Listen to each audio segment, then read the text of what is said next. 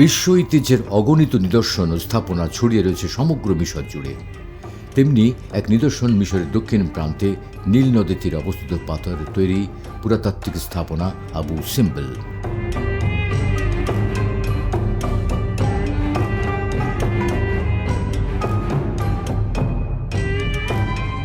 এই অনন্য স্থাপনাটি জাতিসংঘ কর্তৃক বিশ্ব ঐতিহ্যের অন্যতম নিদর্শন হিসেবে স্বীকৃতি পেয়েছে। এটি নুবিয়ান মনুমেন্ট নামেও পরিচিত। এই মন্দিরের নির্মাণ কৌশল ও শিল্পবোধের সঙ্গে জড়িয়ে আছে মিশরীয় সভ্যতার সমৃদ্ধি ও শীর্ষস্থানের অজানা ইতিহাস।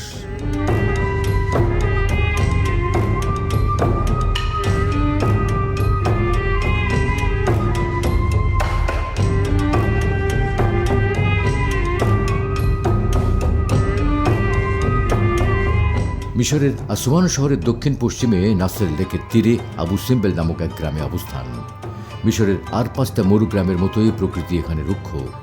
সূর্য স্নাত মিশর দেশের এই শুষ্ক ধূসর প্রান্তরের গুরুত্ব কিন্তু ঐতিহাসিকভাবে সমগ্র মানব সভ্যতার কাছে অমূল্য, কারণ এখানেই যে রয়েছে ভুবন বিখ্যাত আবু সিম্বেল মন্দির।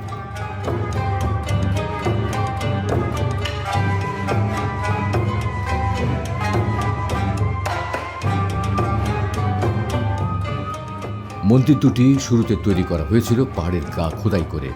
খ্রিস্টপূর্ব 1300 শতকে ফারাও দ্বিতীয় রামসেসের আমলে তার ও রানী নেফারতারির সম্মানে ও কাদেশের যুদ্ধের স্মৃতির উদ্দেশ্যে মন্দির দুটি নির্মিত হয়।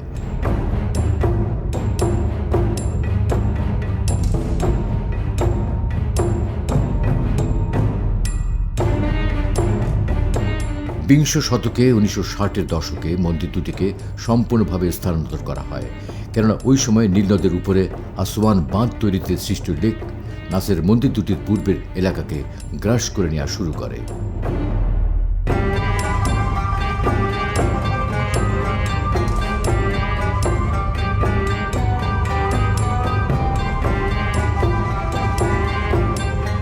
বর্তমানে স্থাপনাটি আসওয়ান বাঁধ এলাকার অনেক উপরে একটি কৃত্রিম পাহাড়ের উপরে সরিয়ে নেওয়া হয়েছে।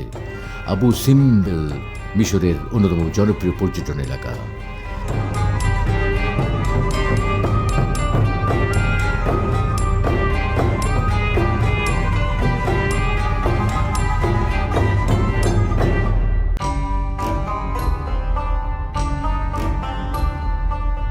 মন্দির স্থাপনার নির্মাণ শুরু হয়েছিল আনুমানিক 1244 খ্রিস্টপূর্বাব্দে এবং পরের 20 বছর ধরে তা অব্যাহত থাকে।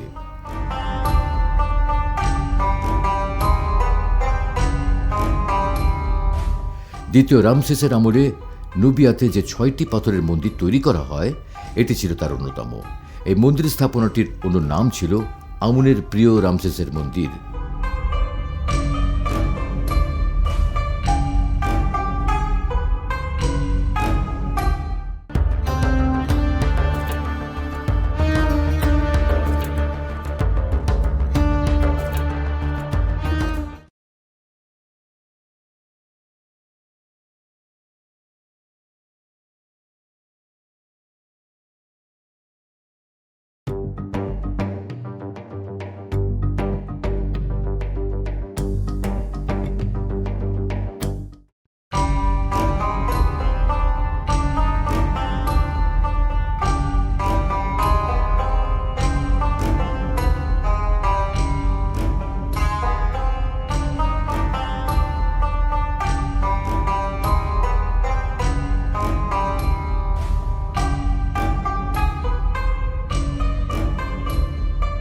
দুটি মন্দিরের সমন্বয়ে গঠিত আবু সিম্বেল মন্দিরটি।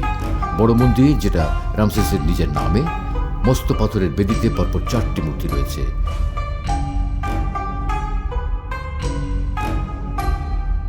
তিনটি মূর্তি রামসেসের পূজিত দেবতার। চতুর্থটি দেবপদে উন্নীত স্বয়ং রামসেস। মন্দিরটি এমনই কারিগরি উৎকর্ষতায় পরিপূর্ণ যে সূর্যোদয়ের সঙ্গে সঙ্গে সূর্যের প্রথম রশ্মি প্রতিটি দ্বার দিয়ে প্রবেশ করে দেবতাদের মুখমণ্ডল আলোকিত করে।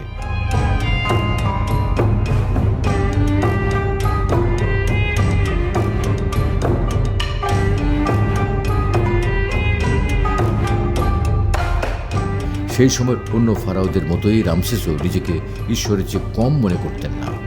বাইরের দেওয়ালে 20 মিটার উঁচু রামসেসের নানা রূপের 4টে প্রকাণ্ড মূর্তি।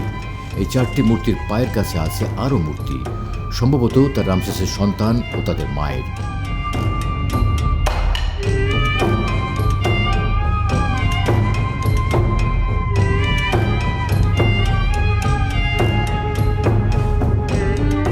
দ্বিতীয় এবং ছোট মন্দিরটি রানী নেফারতিতি ও সৌন্দর্য, ভালোবাসার দেবী হাথরকে উৎসর্গ করা। এর সামনের দেওয়ালে রয়েছে 6টি মূর্তি, 4টা রামসেসের এবং 2টি নেফারতিতির। সব মূর্তির উচ্চতা 1। সমান উচ্চতার ব্যাপারটি উল্লেখযোগ্য এই কারণেই যে মিশরে রানীদের উচ্চতা ফারাওদের মূর্তির হাঁটুর চেয়ে বেশি হতো না। তবু নেফারতিতির ও রামসেসের মূর্তির উচ্চতা 1 হওয়ার একটাই মানে হতে পারে, ফারাও রামসেস তার রানীকে যোগ্যতায় ও সম্মানে নিজের সমান মনে করতেন।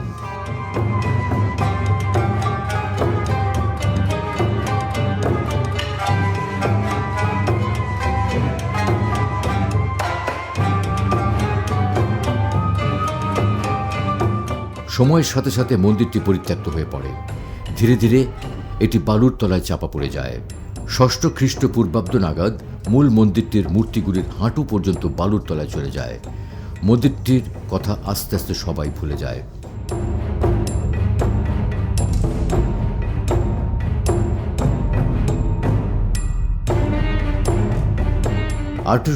সালে সুইস প্রাচ্য বিশেষজ্ঞ ইয়োহান লুডভিগ বার্কহার্ট মন্দিরের উপরের অংশ খুঁজে পান।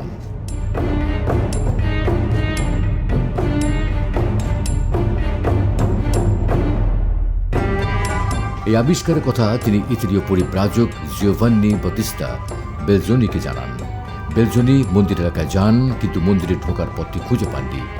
1817 সালে বেলজোনি পুনরায় এখানে ফিরে আসেন এবং এই 12 মন্দির এলাকায় প্রবেশের পথ বের করেন।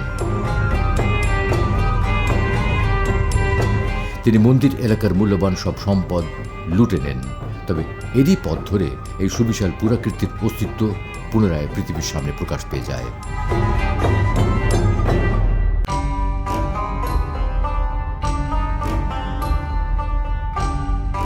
মন্দির এলাকার নামকরণ আবু সিম্বেল হওয়ার পেছনের কাহিনীটি হল, আবু সিম্বেল ছিল ওই এলাকার এক বালকের নাম, যে 19বিংশ শতাব্দীর অভিযাত্রীদের পথ প্রদর্শক হিসেবে কাজ করত। বালুর নিচে হারিয়ে যাওয়া মন্দিরটির অবস্থান এই বালক সবচেয়ে ভালো করে জানত। তাই একসময় অভিযাত্রীরা মন্দির এলাকাটিকে ওই বালকের নামানুসারে আবু সিম্বেল নামকরণ করে।